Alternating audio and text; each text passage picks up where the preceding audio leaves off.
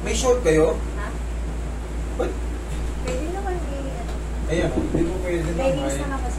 Kaya pala eh. Wala kami guide. Minsan kasi, katulad niyan, pagka ganyan kasi, hindi na healthy siyang ano, yung massage.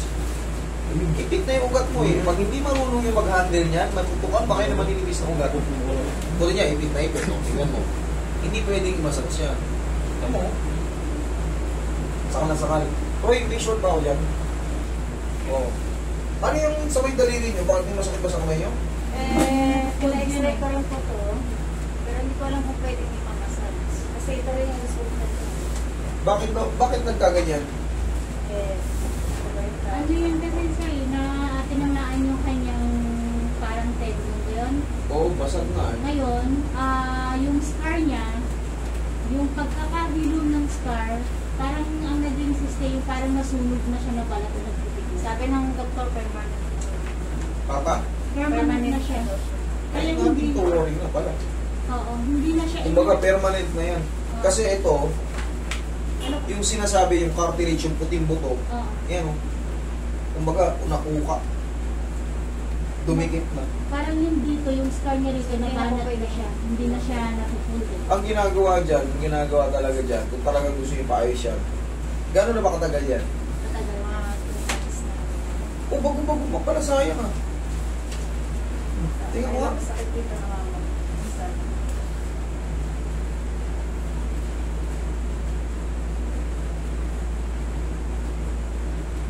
Ano ba nangyari sa inyo? Hindi ko alam kasi bigla na lang niya na magano. Sumakit dito, pati ito, ganito. Hanggang sa hindi ko siya may bend ng gano'n. Actually, na-operahan nung maliit ako na-operahan. Ay, oo, na-operahan pala eh. Yun nga yung sinasabi. Yun lang. Akala ko walang opera, gagalawin ko sa ano eh. Maliit pa po ako. Nasugat siya. Kaya, hindi, may tuklap kasi yung buto niya eh. Akala ko kasi, 2 months pala, parang nakorpo kayo. Pwede ko pang ano yun yan, kahit masakit. At least maitupi natin yan. Pero kung may opera kayo before, gaya nga ng sinabi ng doktor, kumbaga nag-keloids na yun. Sinugatan kayo, pang.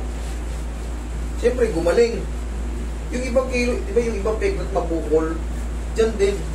Nung nasugatan kayo, yung pagkahilom ng ano, bumara sa joint. Hindi natutunan. Dito, tingnan natin dito. Ito namamaga, eh wala naman itong ano eh. Dito. Yan lang, may tulong po siya. Okay na po. O, yan lang. Pero ito, pansin nyo, banat na banat siya kagad. No? Tingnan mo, hindi pa gano'n na, banat na kagad. Ibig sabihin, mapupunit ko to. Yan mga yan. Sobrang kintab po. Kasi Pag pinilit mong tupiin, yung balat mapupunit. Eh, matagal na pala to eh. Bata pa siya eh. Eh, wala na tayong gawin yan. Doon lang sa tuhod. I'm sorry man, pero late na yan eh. Higa ka. Doon lang tayo sa tuhod. Kaliwa kanan. Ngayon, saan kayo na... namamaga yung paa. Oh! Manas pala yung paa nyo.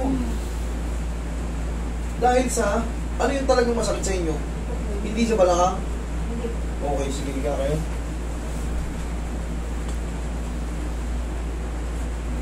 Mataas din yung ano lima. Tingnan, mataas yung patela niya. Oo. Para lapitan mo pa.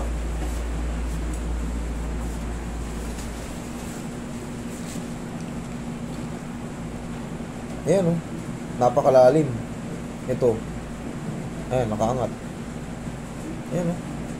Ukang-uka yung lalim o. Hindi siya pangkaraniwan. Ngayon, namamaga yung paa ni ma'am. Namamanas. Alam mo, parang pag hiniwa mo ng konting blade eh,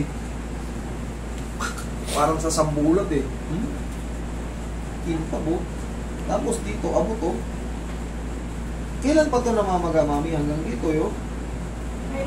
Dalawang buwan din po yan, kakasabay sila. Paano po siya sumakit? Paano po? Bigla na lang siya sumakit. Kung natutulog ako, bigla na lang siya sumakit. Ganun lang. Oh. Wala kayo naaalala, nagtumba kayo. Hindi po. Kaya inisip niya ka baka. Kaya meron siyang mga Kaya baka ako nakilay ako. Patingin ulit yung ano niya, yung test result ng ano niya. Kaya pala meron kayong hematology. Yes. Kaya pala, dahil wala pala kayong Wala naman siyang di kayo na dulas, di kayo na gano'n.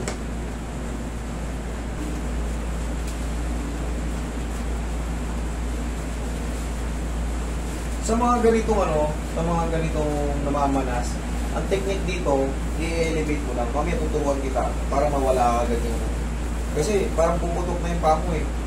Medyo binat na talaga yung Minsan mo nagmamalig siya. Ang muscle ko. Di, baka nirarayo pa kayo.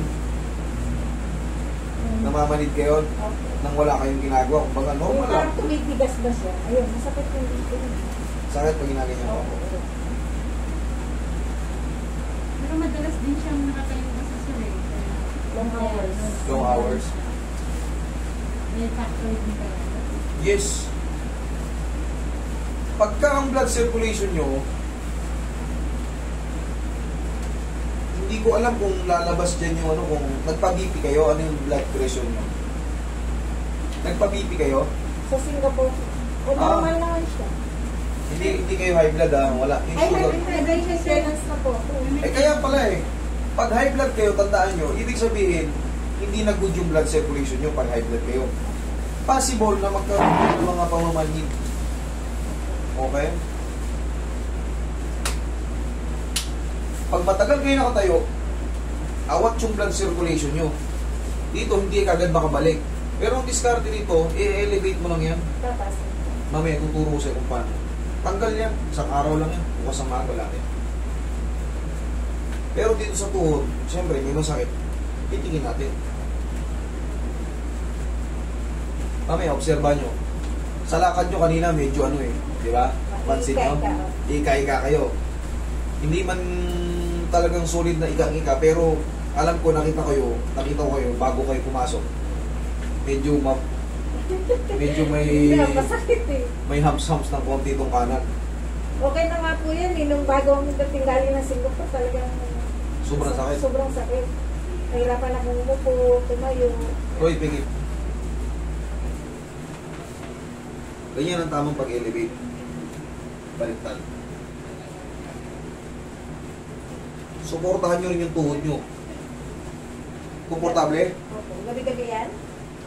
Mamaya lang Tanggal na yan Itong umaapaw-apaw na yan, hindi naman pila ito, di ba? Hindi po. Manas lang yan Ganyan. Elevate nyo lang. Kaya ako nilalagyan sa tuhod kasi hindi pwedeng dito lang. Sasakit naman yung tuhod nyo kinaumagahan. Kaya kailangan, kung meron kayong dalawang una na medyo magkalapad, damay mo na ito pa. Okay? Ganyan ang tamang pag-elevate. Elevate. Hindi gano'ng mataas. Ganyan lang. Sapat na yan. Kasi pag sobrang taas, yung singit mo naman, Masakit. yun, makakawit naman. Kaya, saktuhan lang. Okay. Okay? Basta tatandaan nyo kasama yung tuhod yung likod ng tuhod Okay. Mas maganda yung suportado siya kasi pag nakaganyan yan. Yeah. Pag isa lang kasi nakangawit dito. Correct. Tama. Kaya isipin mo, ilang oras tayo natutulog. Tutulog tayo minsan, 6 na oras, 7 oras. Isang oras ka nga lang patayuin yan Pag di ka na nangawit dyan. Pero siyempre, Meron po ba kayong oil na pwedeng... nationwide yan ngayon kasi wala pa tayong ano yan. Wala pa kayong binibenta dito. Pwede Ano kong na dalhin sa Singapore. Sold out na Pero pwedeng mag-order sir. Oo, pwede mag-order. Siyempre yan. Mas mura pa rito pag order kasi Kung mag-order kami kaya sakali sa inyo sir, kung di pa busy, gano'n. saan ba kayo nakatira? Tarlac po Tarlac? Opo. Hindi, doon na lang kayo bumili. Kasi kung yung delivery, sayang din yung madi-discount nyo sa amin. Makaka-discount nga kayo, 15 pesos per bottle. Ang problema, yung cost nung travel. Ganon din. Saan po nabibili yun? Nationwide yan. Sa Sa mga Mercury? Mercury, mga Southstar, Watson, lahat yan. Sa mga malaking tindahan. Oh, what's on meron? Oo, pagtanong nyo lang, Pau. Hindi ko pa masyadong na-check. Sabihin nyo lang, Pau. Wala kasi Singapore. Yung 60 ml ang bilhin nyo kasi magkakaiba ng flavor yan. Yan ang pinaka, yung ginagamit natin, yung obserbahan nyo. Ganyan kalaki, 60 ml.